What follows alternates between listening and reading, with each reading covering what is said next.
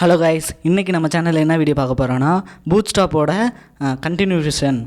ஏற்கனவே நம்ம சேனலில் பார்ட் 1 போட்டிருக்கோம். பார்ட் 2 தான் இந்த வீடியோ. அதுக்கு முன்னாடி நம்ம சேனலுக்கு யாராவது புதுசாக வந்திருந்தீங்கன்னா மறக்காமல் சப்ஸ்கிரைப் பண்ணிவிட்டு பெல் பட்டனுக்கு ஆளுன்னு கிளிக் பண்ணிடுங்க. இப்போ வாங்க வீடியோக்குள்ளே போகலாம். பார்க்க போகிறோன்னா ஹரிசாண்டரில் எப்படி ஒரு பாக்ஸ் க்ரியேட் பண்ணுறது, வெர்டிக்கல். இந்த ஹரிசாண்டல் வெர்டிக்கல்லாம் நான் ஏற்கனவே HTML CSSல போட்டிருக்கேன். நீங்கள் தெரியலன்னா நீங்கள் சேனல் மேலே ப்ளேலிஸ்ட்லேயும் ப்ளேலிஸ்ட்டில் போய்ட்டு HTML இருக்கும், அதுலேயும் போய் பாருங்கள். அப்படி இல்லைனா நான் இந்த வீடியோ மேலே ஐ பட்டனில் கொடுக்குறேன், அதை பாருங்கள். இல்லை டிஸ்கிரிப்ஷனில் கொடுக்குறேன். HTML CSS கோர்ஸ்லாம் கீழே ஃப்ரீயாகவே இருக்கும். நீங்கள் போய்ட்டு லேர்ன் பண்ணி படிச்சுட்டு வாங்க. அப்போ தான் உங்களுக்கு பூட்ஸ்ட்ராப்னா என்னென்னு உங்களுக்கு புரியும். ஓகேங்களா? இப்போ அடுத்து வாங்க இதோட பார்த்தலாம். இதில் என்னென்னா கஸ்டம் லாகின், கஸ்டம் பெண்டிங்னு இருக்குல்ல, இதெல்லாம் தனித்தனியாக பாக்ஸ் பிரிக்கிறது. ஏற்கனவே சொல்லியிருப்பேன். அந்த காலமில் கஸ்டம் லாகின் எப்படி, ஒரு பாக்ஸ் எப்படி பிரிக்கிறது, ஒரு கிரிட் எப்படி யூஸ் பண்ணுறது, டிவ் எப்படி யூஸ் பண்ணுறது, ரோ. ஸோ அதோட கான்செப்ட் தான் இது. பாக்ஸு என்னென்ன பாக்ஸ் யூஸ் பண்ணுறது, எப்படி யூஸ் பண்ணுறது. இந்த போட்டிருக்காங்க பாருங்கள், கண்டெய்னர் ஓவர்ஃப்ளோ ஹிடன்னா கண்டெய்னருக்கு பாக்ஸுக்கு வெளியில் போகிற கண்டென்ட்லாம் ஹிடன் ஆகிடணும் அப்படிங்கிற சொல்கிறதுக்கானது அந்த ஓவர்ஃப்ளோ ஹிடன்னு கொடுத்துருக்கோம். ஓகேங்களா? கஸ்டம் லாகின் பெண்டிங்னா பெண்டிங்னா ஒன்றும் இல்லை, இவங்க டைட்டில் அப்படி கொடுத்துருக்காங்க. இந்த பார்டர் லைட் கலரில் பார்டர் வரும் பாருங்களேன், அந்த தான் பிஜி கலர் லைட்டுனா பின்னாடி வர பேக்ரவுண்ட் லைட் கலரில். ஓகேங்களா? இப்போ P-3னா பெண்டிங் 3 அப்படின்னு தெரியுது. P-3னா எனக்கு ஏற்கனவே சொல்லியிருந்தேன்ல, லார்ஜ் அது இல்லை, எல்ஜி, பிஜி, P-3 இதெல்லாம் ஸ்பேஸ்க்கான குறிக்கிறது. ஓகேங்களா? இப்போ வாங்க நெக்ஸ்ட்டுக்குள்ளே போகலாம். இதில் ஃபுல்லாகவே அதே தான். எப்படி ஒரு பாக்ஸ் பிரிக்கிறது, என்னென்ன பாக்ஸில் எப்படி பிரிக்கிறது. இங்கே பாருங்களேன், அதே தான். காலம் ஒன்று பேக்ரவுண்ட் கலர் கொடுக்குது. பேக்ரவுண்ட் கலருக்கு பூட்ஸ்ட்ராப்பில் பிஜி கலர்னு கொடுப்பாங்க. ஓகேங்களா? இப்போ வாங்க நெக்ஸ்ட்டு போயிடலாம். நெக்ஸ்ட்டு அந்த யூட்டிலிட்டிஸ்ன்னு பார்ப்போம். ஓகேங்களா? ப்ரொனன்சேஷன் இதில் ஒன்றும் இல்லை. அடுத்து நான் இசட் இண்டெக்ஸ் பார்ப்போம்.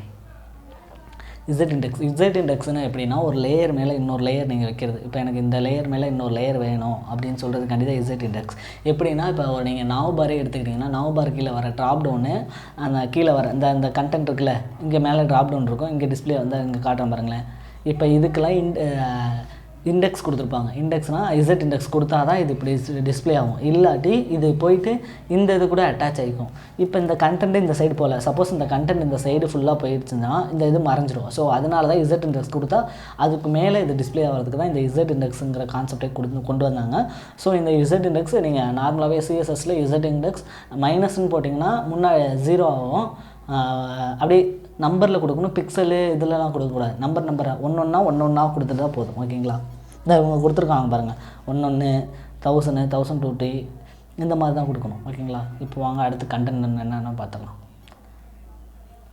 கண்டென்ட்லனா ஒன்றும் இல்லை, ரீபூட்னா அந்த H1, H2, H3, H4 இதுக்கெல்லாம் என்னென்ன ஸ்டைல் எழுதுறது இதெல்லாம் நீங்கள் பார்த்துங்க. சின்ன கிளாஸஸ் தான் இருக்கும்.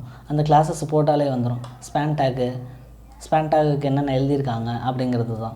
ஓகேங்களா? ஃபார்மு இதுக்கெல்லாம் எப்படி ஸ்டைல் எழுதியிருக்காங்கன்னு இவங்க காட்டுறாங்க. அதை போய் இப்போ நம்ம பார்க்கலாம். ஓகேங்களா? டைப்போகிராஃபிங் அதே தான். H1, H2, H3, H4 இதெல்லாம் நீங்கள் பாருங்கள். ஆனால் இதெல்லாம் மோஸ்ட்லி யூஸ் பண்ண மாட்டேங்க, அந்த பாக்ஸ் தான் யூஸ் பண்ணுவீங்க. ஓகேங்களா? ஸோ அதனால் நான் இதெல்லாம் ஓவராக டக்குன்னு முடிச்சிடறேன். டைப்போகிராஃபின்னா என்னென்னா, இந்த H1, H3 அதுக்கெல்லாம் எப்படி ஸ்டைல் எழுதுறது அப்படின்னு.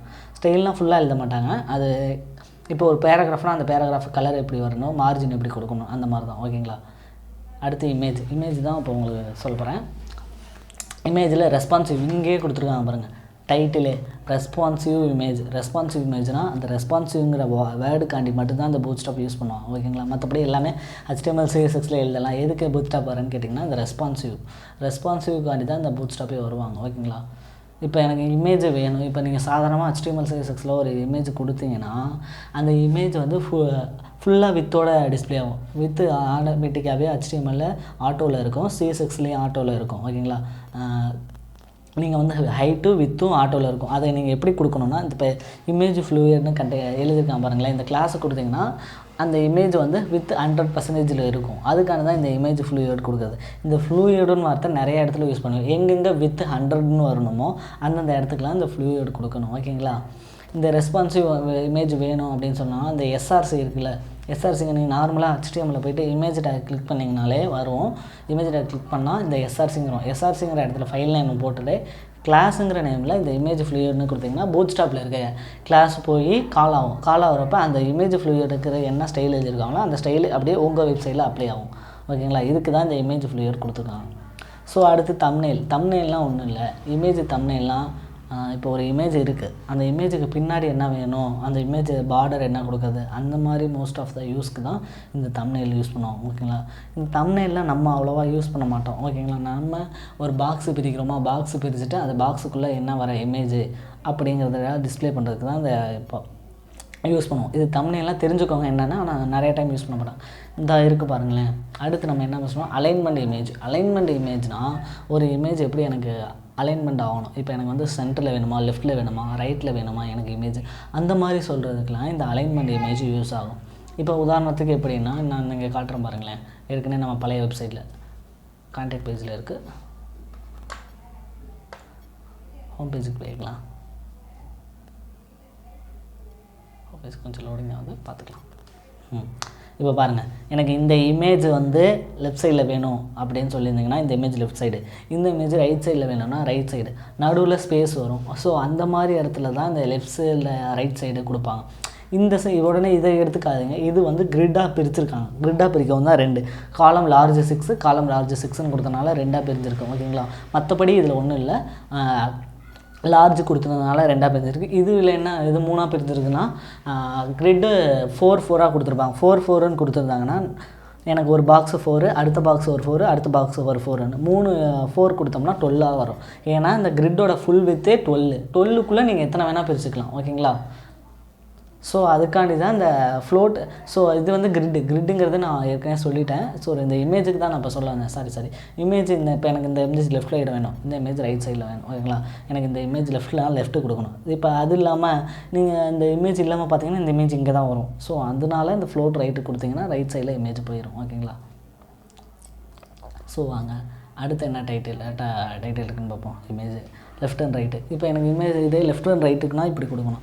எனக்கு அடுத்த இமேஜ் வந்து சென்டரில் வரணும் அப்படின்னு சொல்கிறோன்னா ரவுண்டு எனக்கு ரவுண்டாக வேணும். இமேஜ் வந்து சென்டரில் இருக்கணும், ரவுண்டாக வரணும் அப்படின்னு சொல்கிறதுக்காண்டி தான் இந்த ரவுண்டு கொடுத்துருப்பாங்க. இப்போ இந்த ரவுண்டு கொடுத்துட்டு நீங்கள் இந்த எம்எக்ஸ் மைனஸ் ஆட்டோன்னு கொடுத்தீங்கன்னா இந்த எம்எக்ஸ் மைனஸ் ஆட்டோங்கிறது வந்து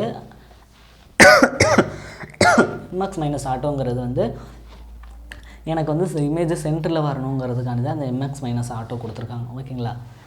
எம்எக்ஸ் மைனஸ் ஆட்டோவில் என்ன எழுதியிருப்பாங்கன்னா மார்ஜின் 0 ஆட்டோ அப்படின்னு எழுதியிருப்பாங்க. ஓகேங்களா. அதுக்கு தான் இந்த எம்எக்ஸ் மைனஸ் ஆட்டோன்னு கொடுத்துருக்காங்க. டிஸ்பிளே பிளாக் உங்களுக்கு தெரியும், டிஸ்பிளே பிளாக்னால் சென்டரில் வரதுக்காண்டி இந்த டிஸ்பிளே பிளாக் கொடுத்துருக்காங்க. ஓகேங்களா. டெக்ஸ்ட் சென்டர்னாலும் அதே தான், இமேஜ் சென்டரில் வரும். ஓகேங்களா. அடுத்து என்ன இருக்குது, அடுத்து டேபிளுங்கிறது ஒன்றும் இருக்காது. டேபிளுக்கு எப்படி கலர் கொடுக்கறது அந்த மாதிரி தான் இருக்கும். நானே சொல்லியிருந்தேன்ல, primary, secondary, success, danger, warning, info, light, இதெல்லாம் வந்து ஸ்டார்டிங்கில் சொன்னது தான். ஸ்டார்டிங்லாம் சொல்லியிருந்தேன், ப்ரைமரினா இந்த கலரு, செகண்டரினா இந்த கலரு, சக்ஸஸ்னால் இந்த கலரு, டேஞ்சர்னா இந்த கலரு, வார்னிங்னா இந்த கலரு, இன்ஃபோனா இந்த கலர், லைட்னா இந்த கலரு, டார்க்னா இந்த கலர். ஸோ இந்த 6 ஒரு 10 இருக்குது. இந்த 10மே ஒவ்வொன்றும் ஒவ்வொரு கலர். அதுக்காண்டி தான் இந்த கலர் கொடுத்துருக்காங்க. ஓகேங்களா. ஸோ அந்த கலரு எனக்கு இந்த டேபிளில் வந்து டிஹெச் வந்து மேலே வந்து எனக்கு இந்த கலரில் வேணும், டிடி வந்து இந்த கலரில் வேணும் அப்படின்னு சொல்கிறதுக்காண்டி தான் இந்த ப்ரைமரி, செகண்டரி. நம்ம மோஸ்ட்லி இதை யூஸ் பண்ண மாட்டீங்க. ஏன்னா நீங்கள் ஒரு டேபிளுக்கு கலர் கொடுக்கணுன்னா அந்த வெப்சைட்டில் என்ன கலர் இருக்கோ, என்ன கலர் கொடுத்துருக்காங்களோ அந்த கலர் தான் கொடுக்கணும். ஃபஸ்ட்டு உங்களுக்கு சொல்லிடுறேன், ஒரு வெப்சைட்டை பொறுத்த வரையும் 3 கலர் கொடுப்பாங்க. ப்ரைமரி, செகண்டரி, இன்னொரு கலர் கொடுப்பாங்க. இந்த ப்ரைமரி கலருங்கிறது வந்து ரொம்ப நிறைய இடத்துல யூஸ் பண்ணுறோம். செகண்டரிங்கிறது வந்து இந்த டைட்டிலு, முக்கியமான இடத்துல டைட்டிலு, டிஸ்கிரிப்ஷனு, இந்த மாதிரி இடத்துல தான் இந்த செகண்டரி கலர்.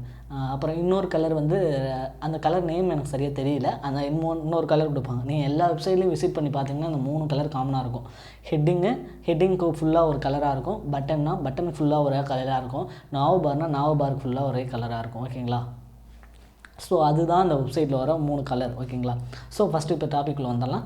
இது வந்து அந்தந்த கலர் பிரிக்கிறதுக்காண்டி கொடுத்துருக்காங்க. எனக்கு டேபிள் வந்து டிஹெச் நான் சொல்லியிருந்தேன், டேபிள் எனக்கு இந்த கலரில் வேணும், அடுத்த டேபிள் இந்த கலரு, இந்த டேபிளுக்கெல்லாம் இதெல்லாம் யூஸ் பண்ணி பாருங்கள். யூஸ் பண்ணி பார்க்காம விட்டுறாதீங்க.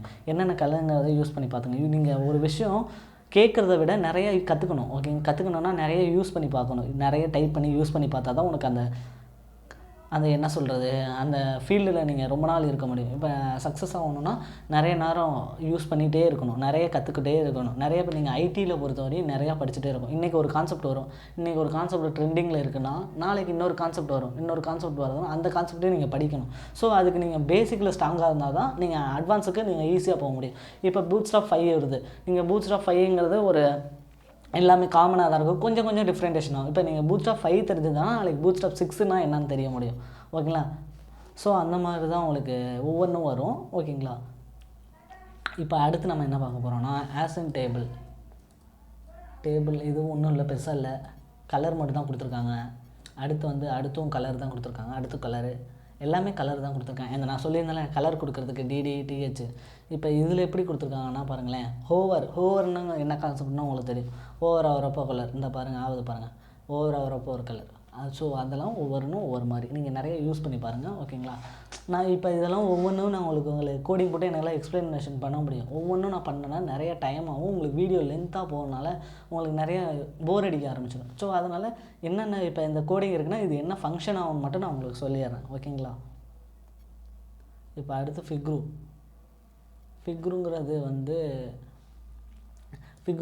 என்னென்னா ஃபிக்ருவும் அதே கான்செப்ட் தான். ஒரு இமேஜுக்கு மேலே உள்ள டைட்டிலு, டிஸ்கிரிப்ஷனு. இப்போ எனக்கு ஒரு இமேஜ் வருது, எனக்கு இமேஜுக்கு மேலே வந்து இமேஜ் பாட்டமில் வந்து எனக்கு ஒரு கலர் டிஸ்பிளே ஆகணும், கலருங்கிற மாதிரி சாரி இமேஜுக்கு கீழே எனக்கு ஒரு டெக்ஸ்ட் டிஸ்பிளே ஆகணும் அப்படின்னு சொல்கிறதுக்கு தான் இந்த ஃபிக்ருங்கிறது மோஸ்ட்லி நிறையா யூஸ் பண்ண மாட்டீங்க. என்னென்னு மட்டும் தெரிஞ்சுக்கோங்க. ஒரு இமேஜுக்கு கீழே எனக்கு கேப்ஷன் கொடுக்கணும் அப்படின்னு சொல்கிறதுக்கு பேர் தான் இந்த ஃபிக்ருங்கிறது. ஓகேங்களா? ஃபிக்ருங்கிறத நிறைய யூஸ் பண்ண மாட்டீங்க. அதனால் மோஸ்ட் ஆஃப் ஒரே ஒரு தடவை மட்டும் போட்டுட்டு என்னென்னு மட்டும் தெரிஞ்சுக்கோங்க. விண்டோஸ் அப்டேட் கேட்குது, சரி இன்ட்டு கொடுத்துடலாம், அது அப்புறம் பார்த்துப்போம். அடுத்து ஃபார்ம்னா என்னென்னா, ஃபார்முங்கிறது உங்களுக்கு தெரியும். HTML CSSல பொறுத்தவரையும் ஃபார்ம். இந்த bootstrap எதுக்கு நீங்கள் யூஸ் பண்ணுறீங்கன்னா வேலை சக்கணும். இப்போ நீங்கள் HTMLே இதை போடணுன்னா ஒரு இன்புட் டேக் போடணும், மேலே ஒரு லேபிள். இப்போ இந்த கோடிங்னா நீங்கள் இந்த கோடிங் எடுத்து போட்டால் ரெஸ்பான்சிவாகவும் இருக்கும், இன்னொன்று உங்களுக்கு நீட்டாகவும் இருக்கும், இன்னும் ஸ்டைல் எழுதுறதுக்கு இன்னும் ஈஸியாக இருக்கும். ஸ்டைல் கொஞ்சம் கம்மியாக எழுதுவீங்க இந்த கிளாஸஸ்லாம் போட்டிங்கன்னா. ஸோ அதுக்காண்டி தான் இந்த bootstrap யூஸ் பண்ணுறது, வேலை கொஞ்சம் சீக்கிரம் முடியாதுக்காண்டி. இப்போ உதாரணத்துக்கு இந்த ஃபார்மே எடுத்துக்கிட்டோம்னா 2 பாக்ஸ் இருக்குது, 2 பாக்ஸுக்கும் நம்ம ஸ்டைல் எழுதணும்னா நிறைய டைம் ஆகும். இந்த கோடிங்கை காப்பி பண்ணி பேஸ்ட் பண்ணோம்னா ஈஸியாக முடியும். ஸோ அந்த ஈஸியாக முடியறதுக்கு ஒர்க்குக்காண்டி மட்டும்தான் இந்த bootstrapக்கு எல்லோரும் வருவோம். இந்த ஒவ்வொரு பாக்ஸுக்கும் ஒவ்வொன்று இருக்கும், ஒவ்வொரு ஸ்டைல் எழுதியிருப்பாங்க. இப்போ இன்புட்டுக்குன்னா ஃபார்ம் கண்ட்ரோலு, ஃபார்ம் செலக்ட்டுக்குனா ஃபார்ம் செலக்ட்டுன்னு போட்டிருப்பாங்க. இந்த இருக்குது பாருங்களேன், ஃபார்ம் செலக்ட்டுக்குனா ஃபார்ம் செலக்ட்டு, சாரி இந்த இருக்குது பாருங்கள், ஃபார்ம் செலக்ட் இருக்குது பாருங்கள். ஃபார்ம் செலக்ட்னா ஃபார்ம் செலக்ட்னு போட்டிருப்பாங்க. இப்போ எனக்கு செலக்ட் பாக்ஸ் வேணும், டிசைன் வேணும் அப்படின்னா இந்த செலக்ட் பாக்ஸ்க்கு இந்த கோடிங் எடுத்து அப்படியே போட்டுட்டு உங்கள் வெப்சைட்டில் என்ன டிசைன் இருக்கோ அந்த டிசைனுக்கு நீங்கள் ஸ்டைல் எழுதி போட்டுருங்க, ஈஸியாக டக்குன்னு வேலை முடிஞ்சிடும். ஓகேங்களா? ஆனால் என்ன எதுக்கு யூஸ் பண்ணுறோம் அப்படின்னு மட்டும் தெரிஞ்சுக்கோங்க. ஓகேங்களா? அது தெரியாமல் நீங்கள் கோடிங்கை மட்டும் காப்பி பண்ணி போட்டுட்டு அவுட்புட் வரலன்னா அதை நான் பொறுப்பாக முடியாது. அடுத்து செக் பாக்ஸுங்கிறது வந்து உங்களுக்கு தெரியும், HTML CSSல வந்து செக் பாக்ஸ் தான், பெருசாக ஒன்றும் இல்லை. கிளிக் பண்ணால் கலர் வருதா, பேக்ரவுண்ட் கலர் வருதா, இந்த பாக்ஸ் ஷேடோ இருக்கிறதுக்கெலாம் இந்த bootstrapல எழுதியிருப்பான், வேறு எதுவும் எழுதியிருக்க மாட்டான். ஓகே ஃப்ரெண்ட்ஸ், நாளைக்கு bootstrapோட கண்டினியூவேஷன் பார்ட் 3 பார்க்கலாம். Okay friends, thank you all friends. மறக்காமல் நம்ம இந்த வீடியோ பிடிச்சிருந்துச்சுன்னா லைக் பண்ணுங்கள், ஷேர் பண்ணுங்கள், சப்ஸ்கிரைப் பண்ணிவிட்டு அந்த பெல் பட்டனை ஆல்னு கிளிக் பண்ணுங்கள்.